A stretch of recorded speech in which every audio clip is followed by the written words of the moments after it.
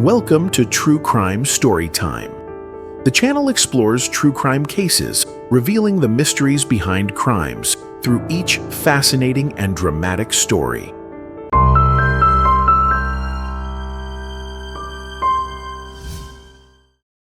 Shauna Ann Castleton was born on March 13, 1966, in Salt Lake City, Utah. The daughter of William and Nancy, Shauna grew up in a family of 7 siblings, including an older sister, Paula, and 5 older brothers. The Castleton family was Mormon, making church attendance an integral part of daily life. Shauna was raised in a strict but loving family environment, where she was taught unity and the value of kindness. In 1978, the Castleton family moved to Pennsylvania, and 2 years later, they moved to Northern Virginia. Despite the change in living environment during her teenage years, Shauna adapted quickly thanks to her cheerful and friendly personality.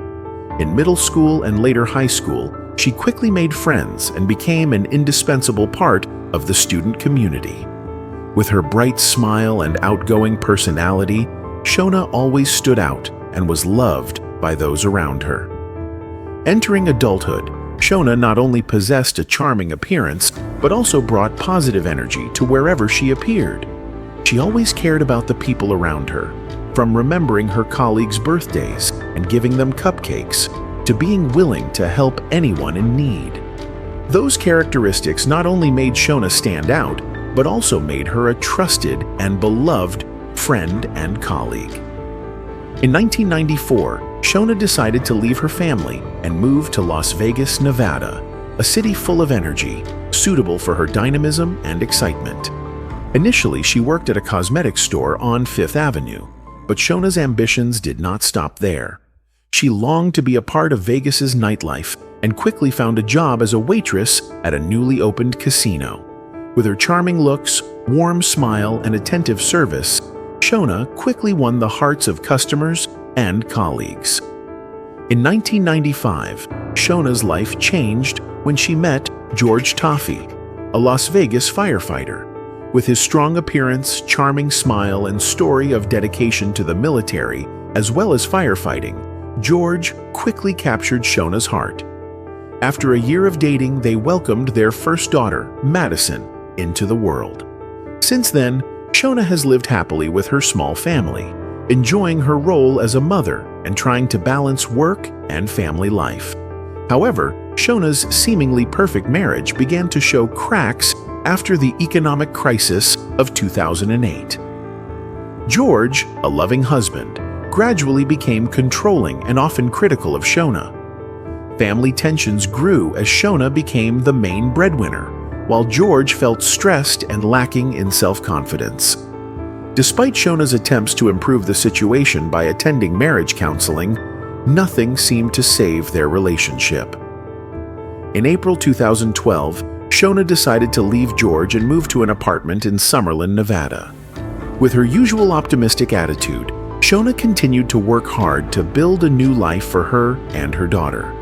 Despite facing many difficulties, she continued to make efforts to turn her apartment into a warm home where she and Madison could live in peace. Little did Shauna know, the peace she had worked so hard to build would soon be shattered by a terrible tragedy. Shauna's new life in Summerlin, Nevada, started off quite smoothly. She quickly adapted to her new living environment, continued working at the casino, and taking care of her daughter Madison.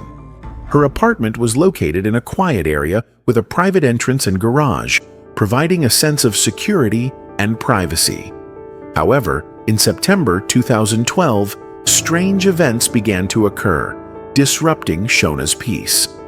One evening in early September 2012, Shauna returned home from a late shift at the casino.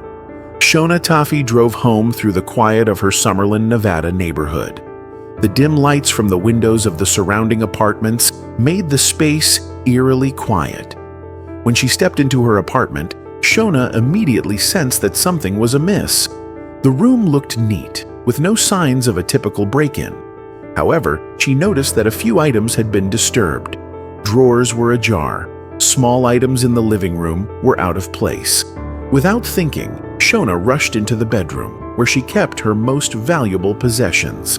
Her jewelry collection was still in its box, her rings and necklaces neatly arranged. But upon closer inspection, she realized that her wedding ring, which she had taken off months earlier after deciding to separate from her husband, was missing. This was strange, because if this was a burglary, why weren't the more valuable pieces of jewelry taken? The strangeness didn't stop there. Shauna discovered that her closet had been ransacked. Some of her clothes appeared to have been disturbed, and most notably, the bottom half of her favorite swimsuit was missing. Upon closer inspection, she also found an item that didn't belong to her: a pair of small men's underwear. A feeling of anxiety and unease filled Shauna's mind. As Shauna entered her apartment from the garage, she was suddenly attacked by a stranger on the stairs. The attacker used a heavy hammer to repeatedly hit her in the head. Shauna tried to resist, using her hands to shield herself, but he did not stop until he was sure she was dead. After committing the brutal act, the attacker left Shauna's body in the living room, bleeding everywhere, and then left the scene. On the morning of September 29, 2012, the body of Shauna Tiaffay was discovered in horrific circumstances, shocking the community of Summerlin, Nevada. Her body was found by her ex-husband, George Tiaffay, when he dropped by Shauna's apartment with their 8-year-old daughter, Madison, to pick up something. George noticed that the garage door to the apartment was not closed. When he entered, he found Shauna's body lying motionless on the living room floor. Her face was covered in blood, and there were marks of a brutal attack all around her. George immediately took Madison away from the scene to ensure her daughter's safety. He then called 911 to report the incident, saying that he did not know who had a motive to harm Shauna. During the call, George informed that he had not seen Shauna in the past 36 hours, as the two were living apart, and Shauna often came home late from her shift at the casino. As soon as the call was received, the police quickly arrived at the scene. Investigators quickly sealed off the scene to preserve evidence. The crime scene was covered in blood, with signs of a brutal attack. Police initially believed that Shauna had been shot in the head due to the amount of blood, but upon closer inspection, they discovered that she had been struck 17 times with a heavy object, later determined to be a hammer. A finger on Shauna's right hand was broken, indicating that she had tried to shield herself from the fatal blows. Neighbors also reported hearing strange noises coming from Shauna's apartment between 3:30 and 4 a.m., but no one paid any attention, thinking it was just normal household noise. There were no signs of a struggle or robbery in the apartment. Some personal items were still intact, raising the theory that the attack was not a simple robbery. News of Shauna's death quickly spread, causing shock in the Summerlin community. Many expressed concern that the attacker could be a psychopath or a criminal with a motive for attacking women who worked at casinos. The scene at the crime scene was not only the beginning of a grueling investigation, but also a heartbreaking reminder of the untimely loss of a mother, a friend, and a woman who always shone with a radiant smile. As police began investigating the case, they quickly realized that this was no random murder. The circumstances and clues at the scene indicated that the killer had been well prepared and that the incident may have been related to the victim's personal relationship. From the beginning, George Tiaffay, Shauna's ex-husband, was the prime suspect. He had clear motives, including the stress of divorce proceedings and disputes over finances, as well as custody of their daughter Madison. However, George quickly offered an alibi. He was on duty at the fire station during the time of the incident. George's co-workers confirmed this, causing the police to temporarily remove him from the list of direct suspects. During the investigation, the police found several important clues. Shauna's blood was found in various areas of the apartment, along with traces of blood on the stairs leading from the garage into the house. Fragments of a hammer were found near the scene. This was determined to be the murder weapon, containing blood and faint fingerprints. Shoe prints that did not match those of anyone in Shauna's family were found on the floor, indicating that the perpetrator was not a resident of the house. A camera in the garage area recorded a shadowy figure moving around at around 3:15 a.m., which coincided with the time the attack was believed to have occurred. During the investigation, the police discovered a strange detail. A few weeks earlier, Shauna had reported a break-in at her home. However, no valuables had been taken, apart from her wedding ring and a swimsuit. This led the police to suspect that the original intruder might have been the perpetrator. They began to investigate whether Shauna was being stalked. The investigation into Shauna's death quickly gained momentum thanks to a call from a key witness, William Panks. He claimed that a friend of his, Neil Stevens, had confessed to the murder to him, detailing how he had used a hammer to bludgeon the victim to death. Police quickly verified this information and tracked Stevens's hideout, an old tent in the hills outside Las Vegas. When searching Neil Stevens's home, police discovered a crucial piece of evidence: blood-stained pants that were confirmed to belong to Shauna. Police discovered a crucial detail through the phone records that linked Neil Stevens to George Tiaffay, who had contacted each other 87 times in the month before the murder. This raised suspicions that George may have hired Stevens to carry out the murder. Police also found security camera footage showing George and Stevens buying the hammer and other items together at a store just days before the murder. This evidence further supported William's story and made Stevens the prime suspect. During the investigation and questioning, Stevens initially denied any involvement in Shauna's death.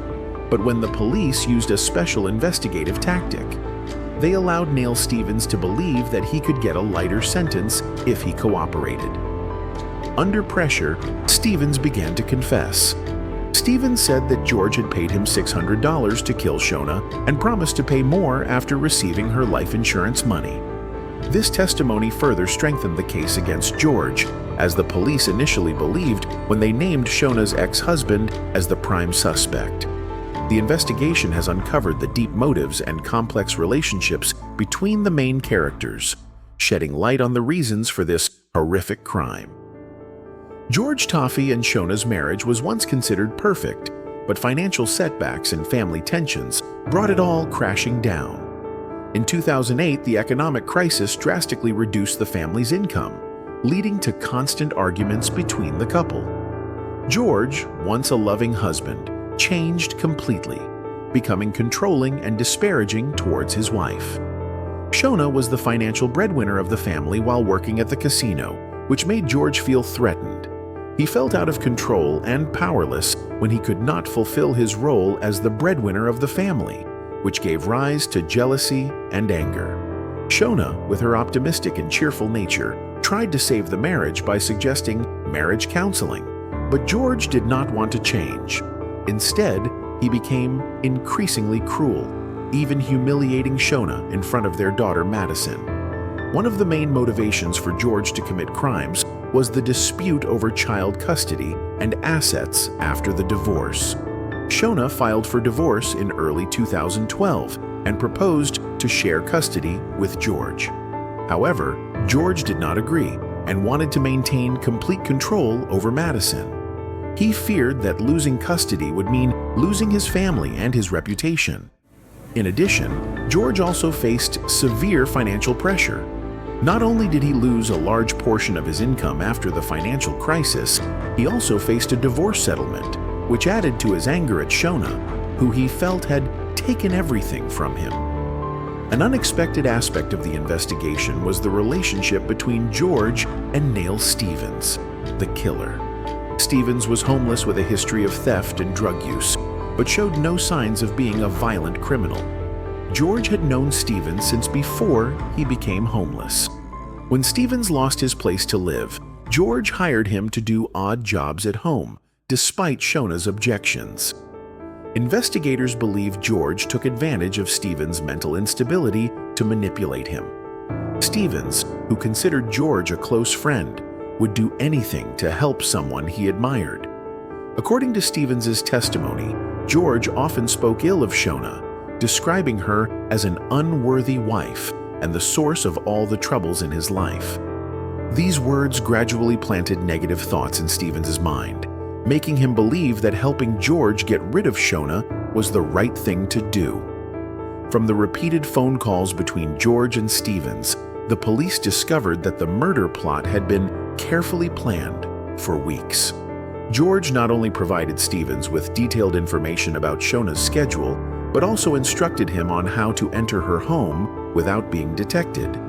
George even gave Stevens a spare key to enter the apartment and carry out the attack.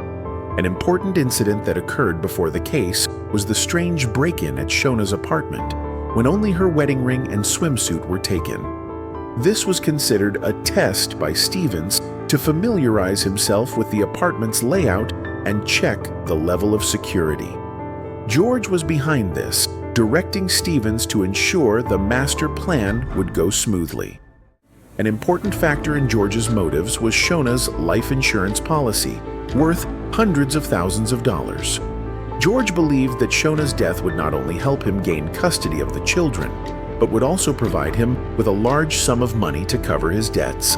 Stevens was also promised a portion of the insurance money if he completed the mission. George Tiaffay was not just acting out of anger or jealousy, but also had a clear financial motive. A combination of financial loss, a sense of being threatened in his role as a husband, and a desire to have complete control over his family drove him to carry out this dark plot. Taking advantage of someone as easily manipulated as Stevens only added to the cold calculation of George's plan. All of this sheds light on the true nature of the man Shauna once loved and trusted, making the case a heartbreaking and haunting family tragedy. After arresting both Stevens and George, the prosecutor began to build a case.